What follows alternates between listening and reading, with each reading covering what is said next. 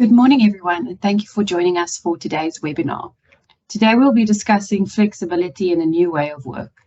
A mere 4 years ago, the only working world most of us knew consisted of hour-long meetings, in-person meetings, and official office hours.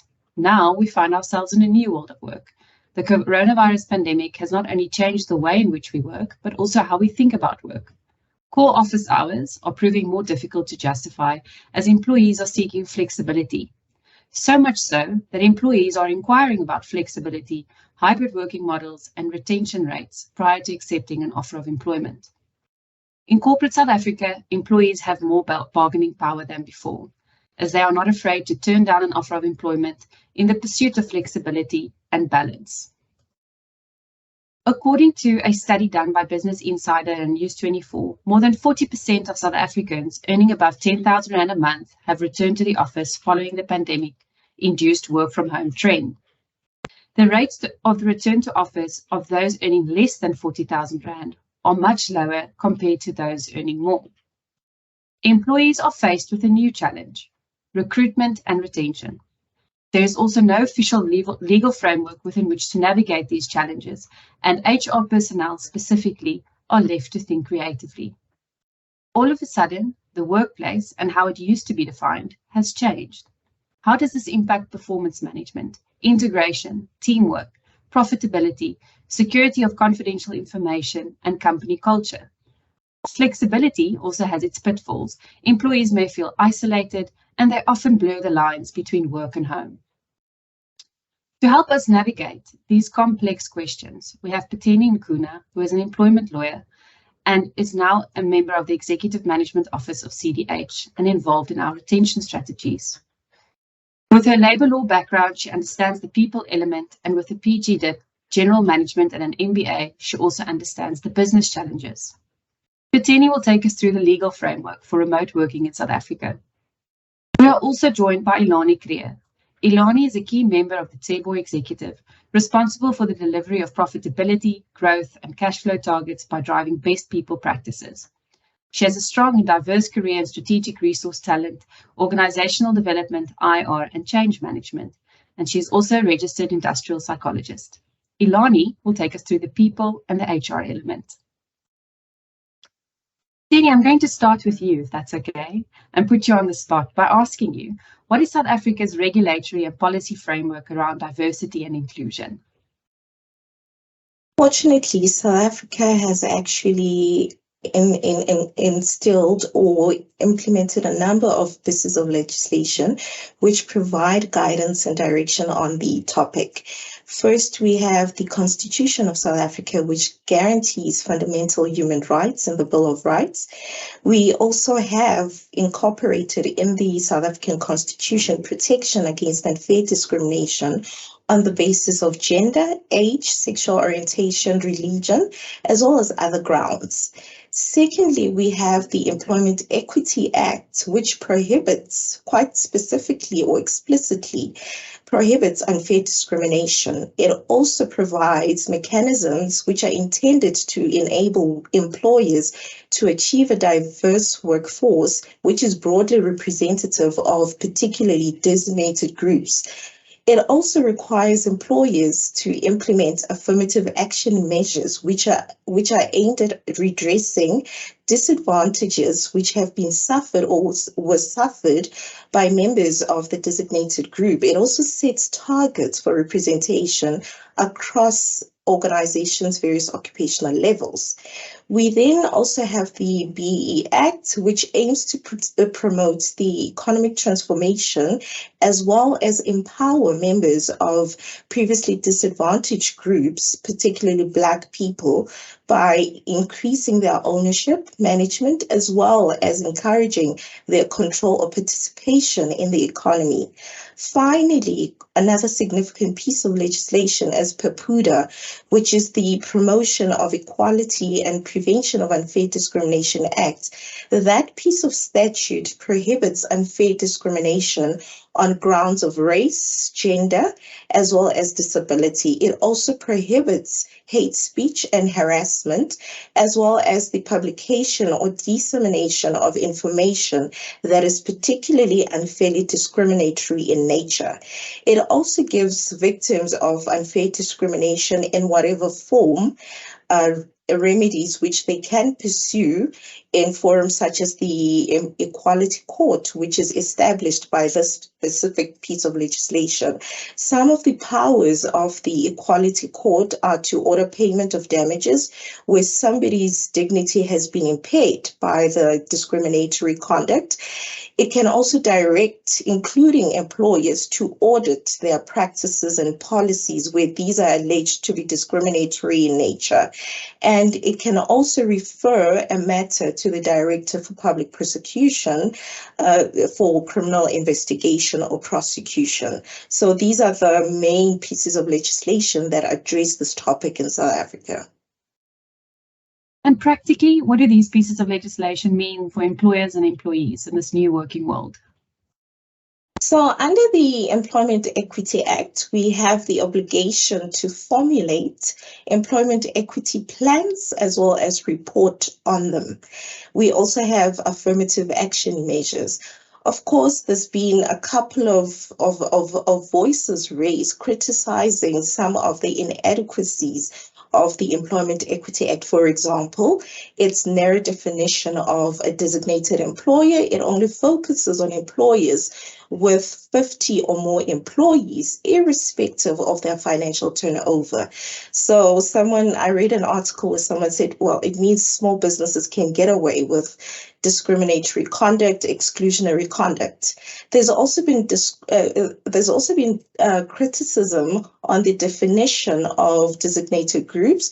Currently, as it stands, this includes Black people, women, as well as people with disabilities.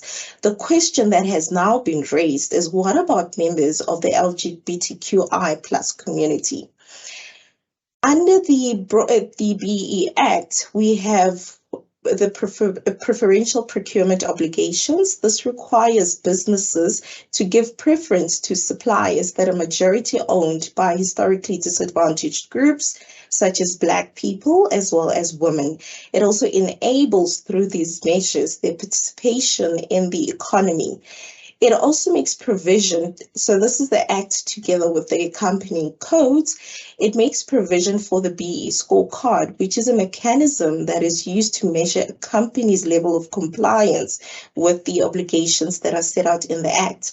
I must mention, in relation to the Employment Equity Act, the recent introduction of the amendments related to sector as well as subsector targets for economic sectors and geographical areas. This is quite a key amendment because it sets out transformation goals which employers will need to meet in a period of 5 years.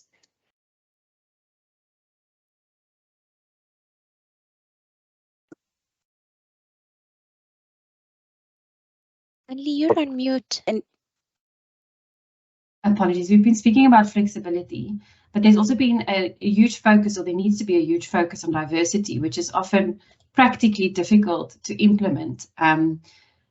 The research paper that has recently been done by Deloitte actually says that those organizations that are most diverse and inclusive companies are 6 times more likely to innovate, 6 times more likely to anticipate change, and twice as likely to meet or exceed financial targets. And there's a great benefit to organizations to having a diverse workforce. So that brings me to the next question. From a management perspective, what have been some of the noted limitations to getting transformation and inclusion right? I'll start off with things such as our history as a society in South Africa. Quite a number of the pieces of legislation that we currently have are intended to redress the disadvantages and legacy that we had from the apartheid era. So our history is still quite a sensitive topic when we're discussing diversity and inclusion. Secondly, some of these studies conducted have actually identified that there seems to be a gap in understanding the meaning of these concepts. What is inclusion? What is diversity? What is transformation? I mean, you would take it for granted that by now organizations understand what these concepts mean, but actually research points to the contrary. Then, speaking of Deloitte, they identified something called political paralysis, which really talks to assumptions that this is too sensitive a topic or discussion to be had. And questions often arise. What about our male counterparts? What about our white employees? There's often fear of division within the organization when you start speaking of inclusion and diversity, as well as transformation. And employers find themselves trying to maintain whatever facade of unity, which gives them comfort. There's also an assumption that there will always be winners and losers when this conversation is had, which is actually inaccurate when you have regard to the benefits of transformation as well as inclusion for organizations. I mean, we speak about innovation, we speak about diversity of ideas, we speak about productivity, we speak about general well-being of employees. There's also the element of fatigue. Interestingly, Deloitte found that with transformation having been a topic that has gone through year after year, employers, organizations are finding themselves fatigued either because not much has happened or transformation is happening at a snail pace. I mean, we can get the data from Stats SA as well as the Commission for Employment Equity. And often enough, you find employers saying, well, we've tried this, we failed. So that becomes a point of reference. There's also the economic as well as political outlook, which causes fatigue and inhibits creativity, innovation, or even the willpower to transform our workforce. Then there's also tick box exercise. Let us do what we need to. I mean, you look at the Employment Equity Act. What do I need to do as an organization to comply? And you just focus on doing the bare minimum. And oftentimes this gets deferred as an HR function or HR problem. It doesn't become a business or corporate strategy. There is no buy-in or accountability. And because the consequences are not necessarily always immediate and there is no immediate financial loss, you find that there is no investment into transforming organizations or the workforce. Then there's also comfort, maintaining the status quo. Why should we change what is working? Well, obviously, the question of whether or not what you're currently doing is working is maybe arguable. Is it really working? But you do find organizations that are comfortable. They don't want to disrupt things, and they just want to continue business as usual, if I can put it that way. And then we also have a lack of a targeted approach. Now, this is very interesting because the research that has come up has said that actually, in as much as we may try to mirror what is best practice, it's not always beneficial because the disadvantage of that is people often conform to what has been branded as best practice without interrogating whether it actually works for their individual organizations. There is no needs assessment. They do not necessarily review and monitor whether what they have in place is working. They just said, oh, wow, this has been identified in the US as best practice. Let's just apply it, which then means often enough you don't attain results. And obviously there are other issues such as criticism against our statute, not being gender neutral, not necessarily taking into account our cultural and religious diversity. So these are some of the things that have come forward as issues that often inhibit diversity, inclusion, and transformation or slow it down. So interestingly, from the poll that we did, we received the following feedback. So from all of our attendees today, there's been a return to office of 34%. There's a hybrid working model of 61%, and there's remote working of 4%, which I think there's a misconception that the remote working rate is much higher than it is at the moment. There's also a struggle with attraction of new candidates or diversity, and 58% of you have said that that's a struggle. And I think to Patini, to go to your point, one of the things that we've noticed, and I'm sure that you've noticed when you practiced as a labor lawyer as well, is that the Employment Equity Act actually provides you with the framework within which to do an adequate assessment in consultation with your workforce as to how you can diversify and ensure that you reach your targets. And it does so by allowing you to identify employment barriers. Now, what we've often noticed is that the Employment Equity Act is sometimes approached with a bit of hesitation because it's quite a detailed act. People feel overwhelmed by the process. But the regulations and the act itself provides you with a mechanism to adequately engage with your workforce and to properly identify what constitutes the barrier to diversity in your workplace, which then in turn provides you with the tools to address that. Is that an accurate summary of what you believe the Employment Equity Act can do to assist? Yes, definitely. I mean, and to just take it a step further, the employment equity provides the guidelines, provides what is acceptable, but it certainly is not a barrier for employers to engage in what really works. I mean, granted, yes, not every industry can function off a remote or hybrid work mode, but that does not necessarily stop employers from exploring alternatives. Obviously, with the consideration of consultation, consulting affected parties, affected employees, and coming up with something that works and something that does not necessarily disadvantage your business operations. I mean, it's happening all over the world. We have some of the comparable developments. For example, in Angola, they actually have a piece of legislation that regulates remote working, what they term teleworking. And it can only be established through a written agreement, and employers have the option to either reject or accept an employee's request to work remotely or from wherever.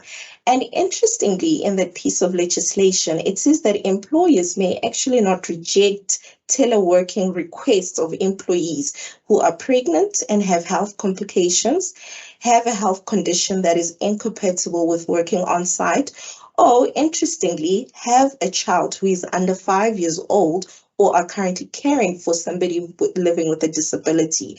And they put a caveat on that. It has to be 60% disability or above.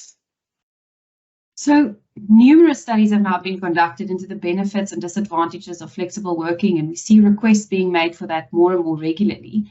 In certain organizations, remote or hybrid workways have been used as a means to attract and even retain talent. Now, what are the legal provisions or the legal framework relating to hybrid working or remote working in South Africa? So outright, it cannot be claimed as a right, unless, of course, when you entered into your employment contract, you negotiated and it was agreed, it's part of your employment conditions. You can say, but you agreed to this as my employer. Where employers want to introduce that option, flexibility, whether it's complete remote working or a hybrid mode, my advice is regulate that in terms of a policy, stipulate the parameters. What are the do's and don'ts? What are the employer's obligations? What will be the employee's obligations? There are also considerations of costs, tools of trade, health and safety. All of those things need to be regulated.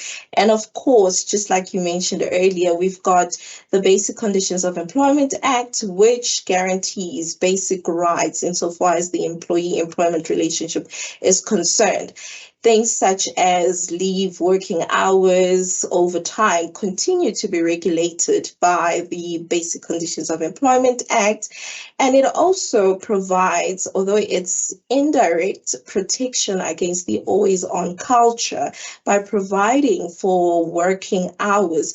Obviously, this is within limits, because if you are earning above the threshold, there is that expectation that you may be required to work over the standard working hours without necessarily being remunerated for that.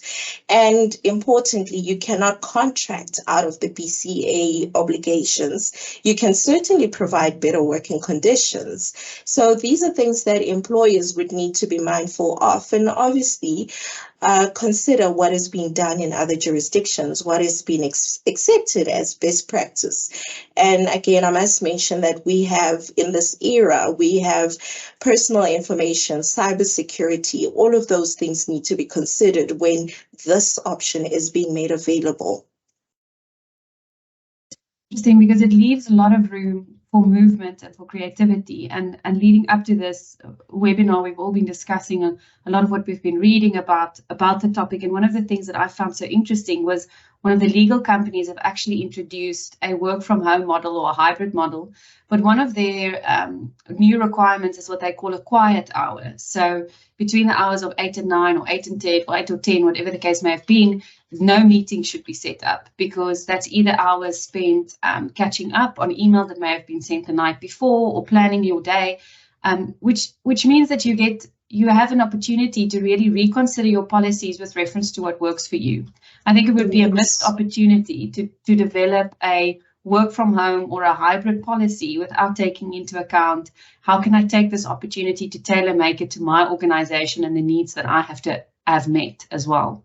Yes, and it's important to consider the health and safety implications, because the always-on culture does have its own consequences. Mental health, you need to afford employees a moment to switch off. So you're quite correct. As you're implementing these policies, be considerate. What works, what doesn't work, what will be beneficial from an employee wellness perspective, because if that is ignored, it will ultimately compromise productivity, creativity, and levels of engagement. You certainly do not want that. Whilst you may offer this alternative work mode as an attractive proposition when you're trying to recruit talent, it might very well end up being the reason that you lose talent because it's not properly regulated.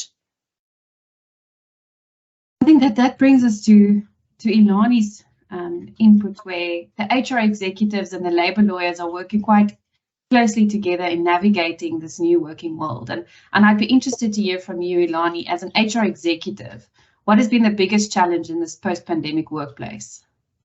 Thank you, Anli. Just to give context in terms of my work environment, the Cyber Solutions Group is about 38,000 people strong, predominantly in South Africa. We do have a large contingent in Africa as well. I think what's important to note is that since COVID, 98% of our employees are frontline workers, and they were expected to go to the offices or sites every day. And people don't necessarily work at Cebu offices. They work at remote sites or different sites or client sites. So we were, to a large extent, affected by what clients would do, not necessarily our own practices. But say around 800 to 1,000 employees are office-based, and there were obviously work from home policies that we initiated, etc., with help from CDH, of course. So I think, to answer your question, in terms of the most difficult thing, it's defining the new way of working for Cebu. And actually, when I say that, is our customers changed. So because our customers had different requirements, we had to adapt to that. And being in the services industry, it's not always that you can do what you want to do. You need to serve your customer. And our ethos is we develop people to serve people, to uplift the community. So we're very focused on how do we, from a transformational perspective, from a service delivery perspective, are there for our customers and the community at large, because we know with our large workforce, it's the community that we actually influence. So coming back to your question specifically in terms of what the biggest challenges were, yes, it was defining and adapting to a new way of working. But also what we found is our clients changed their expectations. We still, for example, have some clients that have got big corporate buildings. 2 of the floors will be basically empty. They've got a hybrid working environment, but they do expect all of our people to be there all the time. So, and that impacts our ability to give a bit more flexibility in terms of maybe running data centers, or even things like cleaning or catering, or the type of service that we provide.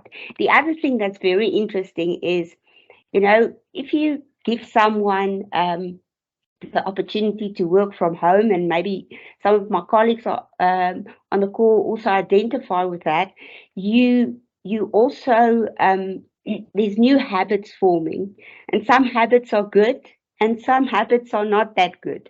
So now you need to bring people back to the business, and all our people are back at the office, but we do have a flexible working policy in terms of time, and also if you need to work from home from a certain level upwards, and you have the means to do that, there's options for you to exercise that based on the work requirements, and obviously our client requirements, and so forth. So it's about identifying those habits and then seeing how we can accommodate that. We recently started participating to assist us in the Top Employers certification. And one of the reasons we did that was to benchmark ourselves against other companies to see what are they doing, what is the things we're missing. So if you take the topic of diversity, inclusion, transformation, what are the things that we are missing in terms of flexibility, for example, and what other companies are doing, so that we can learn from that. Some of it, Penny, to your point, would not be applicable to our industry or our environment, and we can't serve our customers if we do certain things like that. But it's just having that open mindset of how can we look at things differently, and then address that specific point. The other thing that's very important that we've come to realize is we're moving away from people centricity to person centricity. Now that's a very difficult concept for an organization, because if you have 40,000 employees and you need to have an approach of person centricity, it means that you need to accommodate the needs of individuals. And you have limited resources and limitations in terms of that. And obviously, it's the whole thing about what's fair, what's equitable, and what can work in our environment to accommodate most of the people. And obviously to listen and hear their voices and what their concerns would be, so that we could find a solution in terms of that specifically.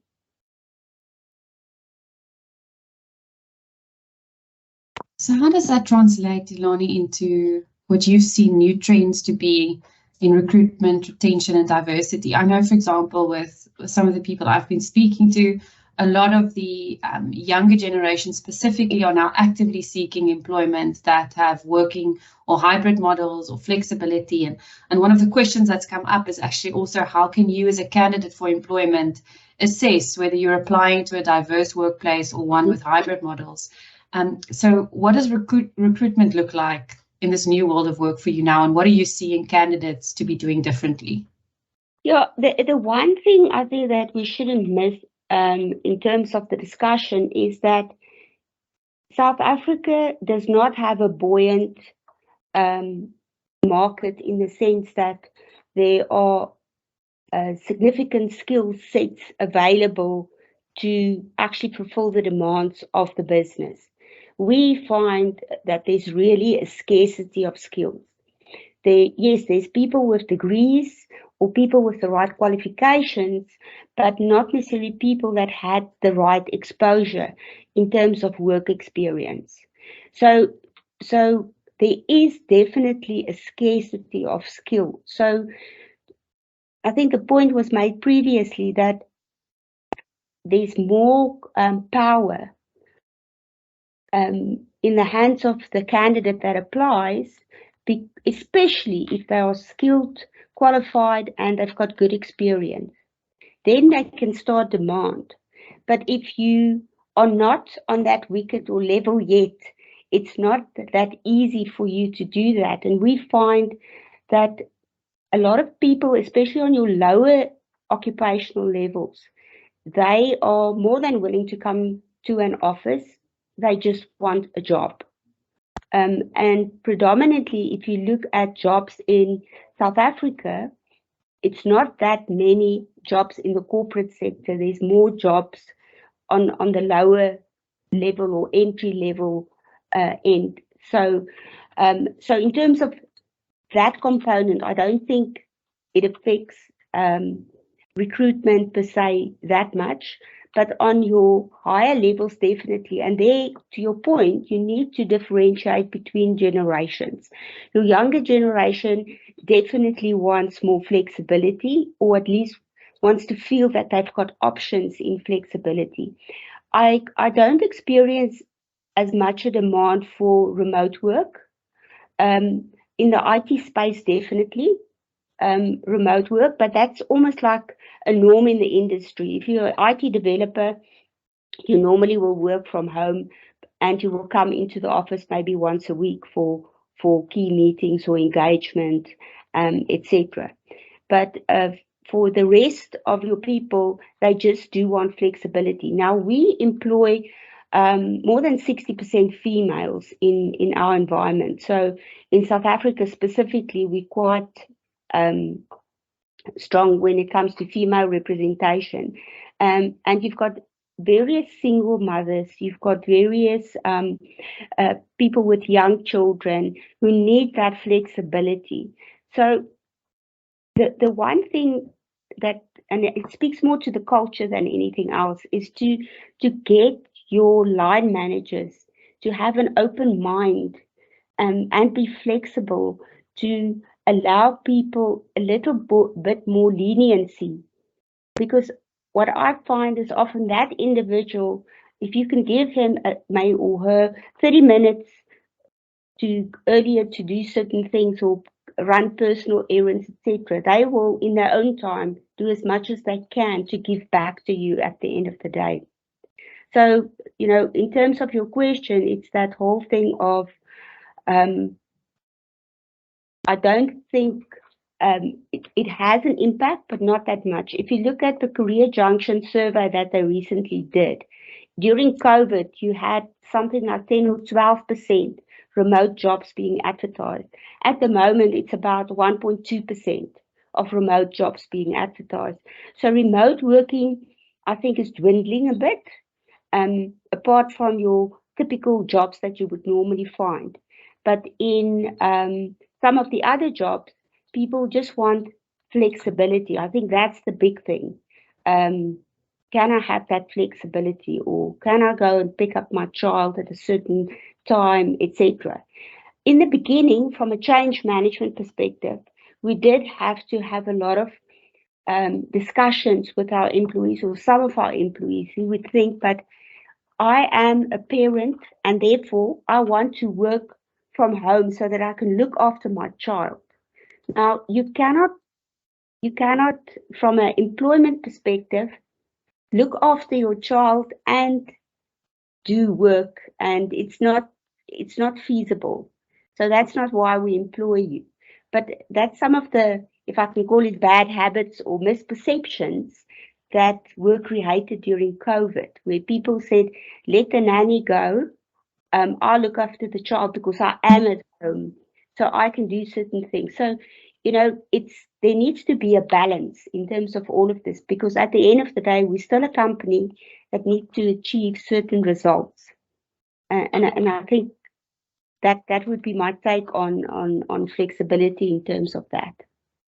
And it's a difficult balance to strike, because what we've seen is, firstly, people require, or people are craving personal interaction. So not everyone can work from home. Not all personalities are geared towards only working from home, not seeing anyone in person. It's not always healthy for all individuals. That's the one aspect. So well-being is definitely being impacted. The other is that you have employees that when they start off, they're on probation. So you have to do induction with them. They're on probation. You need to integrate them into the culture, the working environment. They need to be trained properly. And that's very difficult to do remotely. That individual may sit and feel completely isolated and don't have access to anyone if they're at home. So you want them to be at the office, but then if they're at the office, you also need their superiors to be at the office to hold their hand at least for the first few months. So it's a lot of balancing and a lot of pull and throw, I guess, between flexibility, but also in some instances a strong pull towards the office environment in order to achieve certain goals that you've set as an organization. So how do you ensure as a workplace that you create diversity in the workplace? It's something that a lot of candidates are looking for as well, over and above just hybrid or flexible. They put a certain value on having a diverse workplace, having a great company culture. How, as an employer, can you bring that across to your candidates, or can you ensure that you actively work on that? Yeah, Annelie, I'm very proud to say that transformation is very much part of Cebu's DNA. That whole ethos of purpose of we develop people to serve people, to uplift society. We are a BE level 1. Every year from a management control perspective, we improve. So I'm quite proud to say that. And we do have several measures in place to encourage development, growth, etc. That being said, we promise people meaningful jobs. There's no tokenism, etc. It's a services industry. You come in here, you do everything. There's no title that means that you are too good. I'm a director, so I can't do certain things. Or I'm a manager, I'm not allowed to do certain things. We roll up our sleeves. Everybody does everything. So yes, if you look at the legislative framework, we follow all those processes. But for me, transformation and it's actually creating that employee experience. It's creating a workplace where people enjoy to come to work every day. And at the end of the day, if you already have a representative workforce, and obviously we're not 100% there yet, but if you have a representative workforce, you don't need several policies and like a stick to enforce certain things. It becomes your way of doing things. We want to be representative of the whole of South Africa, and that's what we strive for. And in most areas, we are. But now it's also, in terms of that people centricity, understanding exactly what it is that people want. And if I look at our Employment Equity Committee, for example, we've expanded the scope to say, no, it's the Employment Experience Committee. So we discuss pertinent issues, and it's not a bargaining forum or anything like that, but we are quite transparent in terms of the gaps, and we try to, as a collective, see how can we make Cebu a better place to work at the end of the day. And that is very, very, very important to us. If you do things outside of a tick box, but you do things because you really believe in that, that's how you get real transformation. And not looking at someone and think, oh, you're a male or you're a female or you fall in this category or you are LBTG or whatever. It's treating people like employees and creating a workplace that can work for the individual. And I think that from a diversity perspective is important. Also, what's very important to us is when we look at diversity, we look at and encourage people with different mindsets. So when we do recruitment, for example, and we do psychometrics, etc., we use that to also give feedback to the manager and the employee in terms of how that employee likes to be managed.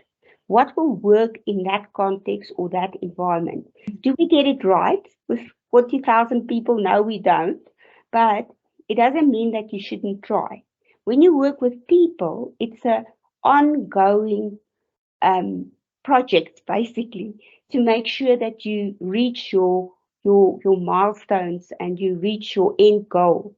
At the end of the day, we want a workplace that would actually resemble exactly the South African landscape, or if you're in Kenya, the Kenyan landscape, and in all the other 25, 26 countries that we are working in.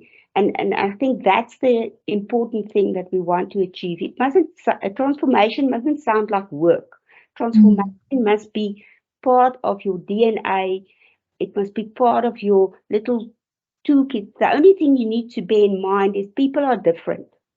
And if you understand that people are different, and it's not because you are different because of the color of your skin, you are different because you're a human being. And therefore, different people will have different needs and aspirations, etc. And that's what you need to look at. The one other aspect, and I touched on that, from a diversity perspective, I think that pulls through in terms from a recruitment side is when you look at people, and especially in the South African population, we are not people are not a commodity. It's not that you take a can of beans or a bottle of Coke or whatever and you say, I'm going to take this, it's going to be perfect in the dish I'm making.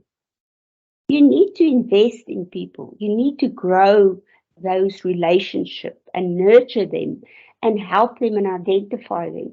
When we do interviews, you put forward your best foot. But there's always gaps, especially when people come into your organization. And we are really on a drive to get our managers to understand that you don't bring a salesperson in, for example, and they must hit the ground running tomorrow. You need to nurture them. You need to guide them. You need to coach them. That's part of your role as a manager. Yes, you need to deliver to the customer, but at the end of the day, it's very important to spend that time to develop individuals, to help them to, at the end of the day, be the best that they can be. And I've seen good managers and I've seen bad managers, and I've seen people coming in and under a good manager that flourish and they get promoted, etc. And then I see people that just don't make it, and sometimes they don't make it because they didn't get the right support. Then they go to a competitor and there they become a senior manager and they excel. So the question is, what did we do wrong in terms of that? So for me, diversity is that whole different mindset. It's that one individual you have in your team that actually irritates you because they ask annoying questions the whole time. That's good. You should encourage that and channel their different perspective in a certain way. The problem we have is we want to recruit according to what we believe is right.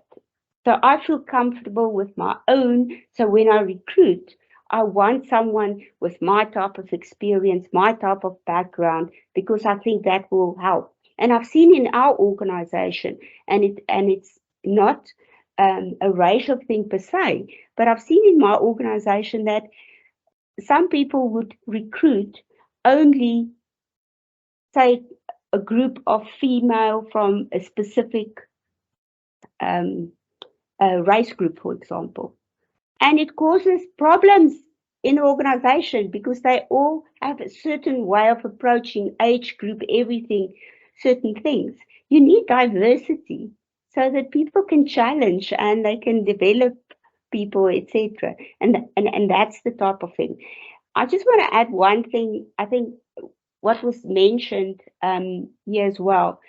If you look at the new sectoral targets, and if you look at the EAP and the way legislation has been written, I think from where we are, it's often very, very difficult to on certain levels say, I'm only allowed to have 2 colored females, or 1 Indian male, or 5 African males. So it restricts you in terms of, I know the intention behind it is excellent, but to get transformation in the workplace. But sometimes our own legislation and rules can limit us in terms of expanding and giving people more opportunities in terms of that. Questions that's come up, and I think you've addressed this, Ilani, is I said, even though it is advantageous to have a diverse workforce, why do some employers resist transformation and diversity and inclusion initiatives?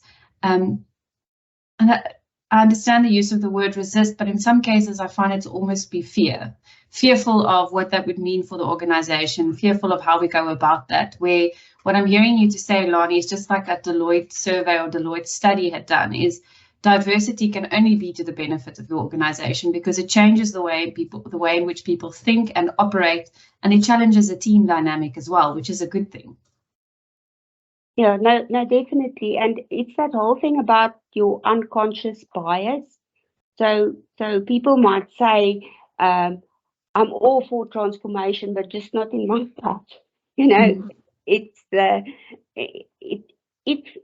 I always say to people, try it. Try something new. And it could be, if we go beyond diversity, even recruit from a different industry. Just try it.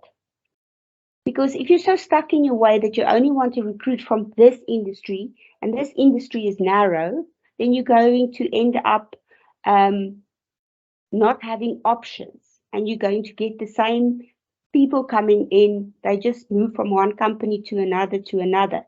So the question posed is, why do people resist?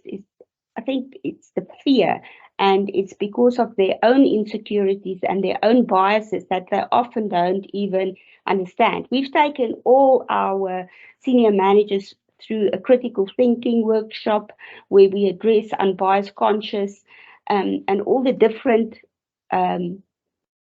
biases, unconscious bias, and all the different biases that you get, and you'll be surprised. So one of the biases that I found was very interesting is did you know that research shows that you tend to give more attention to people that's in close proximity to you than you give to people that is maybe a bit further away. So if I'm in Joburg and I want to get someone's opinion about something, and they could walk in the office and give me their opinion, and maybe I've got somebody in Cape Town, I'm more likely to listen to the person that's closer to me than the person that's far away. And that's why it's so important that people do make time to engage and build those relationships.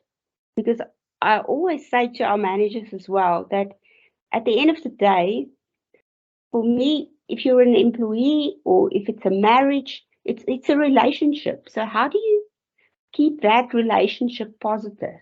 You keep it positive by investing in it. Just because it's a work relationship, it doesn't mean all the principles are different. Yes, it's a different type of relationship, but relationships are relationships, and we're dealing with people. One of the comments in the chat that's been made, and I guess it's on topic for Women's Day or for Women's Day month, is women are sometimes at a disadvantage. Their family commitments are often used against them. I think it's a difficult one for all three of us on this call, because I'm sure everyone has experienced instances in which family commitments and work commitments clash. But from either of you, any comments on that that viewpoint? I can maybe give my viewpoint. So I think we have to accept that sometimes that will happen, and you need to make sure that you have an infrastructure to, if things happen, that you can call on someone to assist you. So it's almost like one of the unwritten rules if you want to play in this league, there are certain things you need to do. And that's where, if you are married and you're in your partnership, you also need to have an agreement that if something happens, who will be the person that will attend to that specific commitment. But I also believe that from a workplace environment, there should be flexibility, that if you have a sick child or if there's an emergency at school, I just say we can reschedule the meeting. I just say to the individual, just go. Because at the end of the day, in my world, family comes first. But one shouldn't abuse it. If you have a good working relationship with your manager, then they will allow you more flexibility to attend to those things. With that, I'm not saying it's easy, but you just need to be more organized and have your backups. That's just my personal view. So my Pateni, please. I share your sentiments, Ilani. I believe that we need to be realistic about what it means to be in a certain type of a working environment. And again, do risk mitigation, assess if this was to happen, if you have a child and this was to happen, what are the support structures or mechanisms that I need to put in place to help me with that? And again, employers, obviously, we need to find a balance. Flexibility is a reality. Life happens, and employers need to be cognizant of that. Obviously, not allowing employees to abuse the system or the privilege, so to say, but certainly be realistic about where you are, what may or may not happen, and plan for that. Takeaway from today's session is that ultimately it comes down to listening to your people. Whether that means listening to them from a diversity perspective, listening to them in employment equity committee forums to understand what are the employment barriers that needs to be addressed, or listening to your different generations about what they're seeking in employment and what they would like to see. I think we need to open up the dialogue about workplaces generally, what people are missing in a specific workplace, what they would like to see, and that would most likely equip HR personnel and legal advisors with what they need to know to properly navigate this new world of work. Pateni, do you have any closing comments? In closing, I would say that there is credence in the research and studies that have been undertaken to investigate what is diversity, what is inclusion. You mentioned something very topical right now, ageism. There's been a lot of work being done around bias on the basis of age. I mean, diversity also calls for you not just to include the younger generation, but to have a proper mix. It doesn't always have to be single women. Include mothers in the conversation. Include older women who choose not to start families. That does not necessarily make them inferior. So back to your point, we need to be having a dialogue about the realities of life and work as we know it today. It has evolved, especially post-COVID. COVID accelerated a lot of things that impact workplaces, that impact even our own beliefs, our own biases around what it means to be a complete package as an employee. So yes, we have the legislative framework which sets out the basics, the bare minimum, as I would put it, but nothing stops employers from going the extra mile and tailor-making policies, practices that suit the type of workforce they have. Thank you, Pateni, and thank you, Ilani, for your time. I think this was a very insightful discussion. It was nice to just not just discuss case law and legislative provisions, but rather get us thinking about what we can do to change our workplaces and to add value to it. I appreciate your time, and thank you for everyone that's attended with us this morning.